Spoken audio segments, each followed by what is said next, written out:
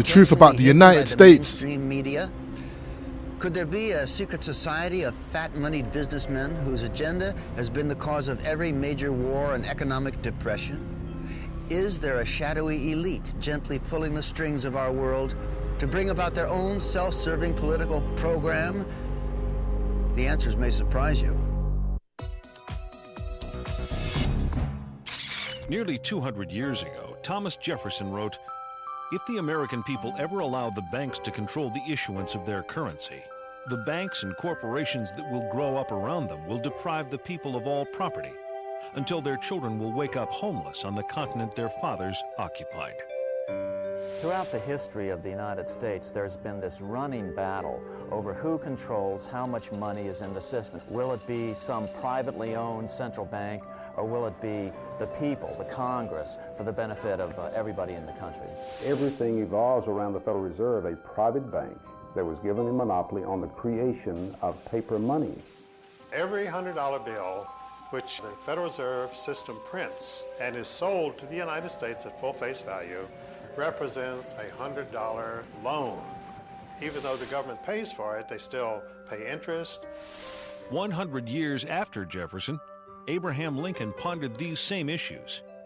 The government should create, issue, and circulate all the currency, he said. Creating and issuing money is the supreme prerogative of government. Adopting these principles will save the taxpayers immense sums of interest, and money will cease to be the master and become the servant of humanity. What do the fears expressed by Jefferson and Lincoln and modern-day economists have to do with what President George Bush called the New World Order? It's a conspiracy. What else can you call it? It's a conspiracy against the people of the United States and of the Western world. Just when you think you're ahead of the game, someone changes the rules.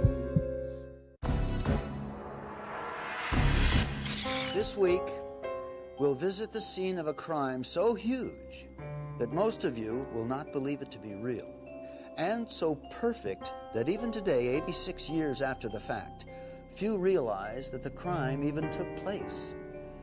The creation of the Federal Reserve System was about more than just money. Some refer to it as the secret birth of a criminal conspiracy to rob the American middle class of its hard-earned wealth. Others believe it to be part of an attempt to bring the world under the control of a shadowy international elite that calls itself the New World Order.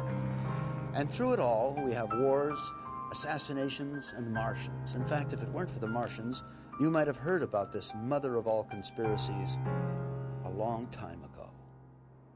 We know now, within the early years of the 20th century, this world was being watched closely by intelligences greater than man's.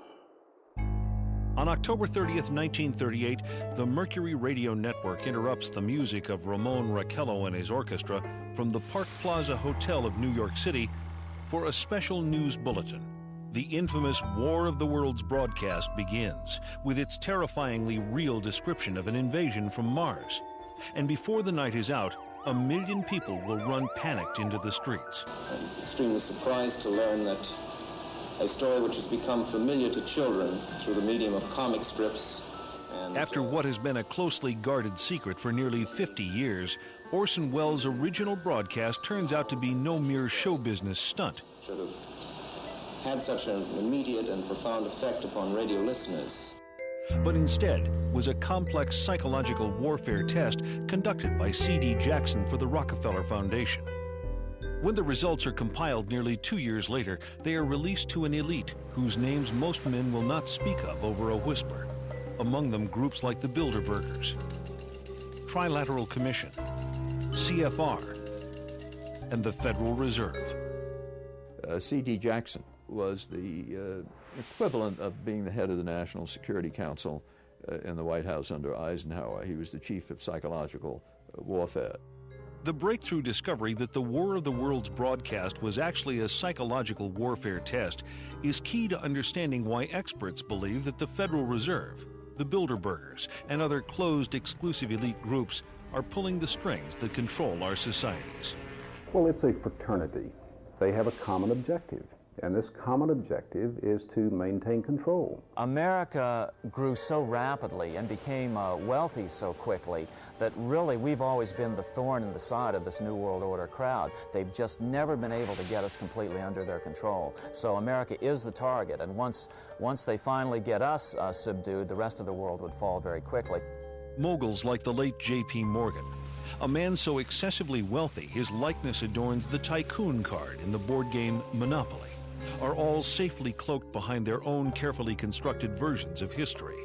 But are the private agenda of these select few woven permanently into the fabric of world economy? Are we simply the unwitting pawns in a game whose rules were written amidst the clandestine corridors of private social clubs 100 years ago or more? Hundreds of miles south of the banking capital of the world, New York City, just off the coast of Georgia, Jekyll Island provided a winter retreat to the rich and famous. This tiny ocean getaway was formerly owned by the monopoly man himself, international financier J.P. Morgan. Here, in a conclave intended to remain secret forever, 6 international bankers plan what is to become America's most powerful private institution, the Federal Reserve System.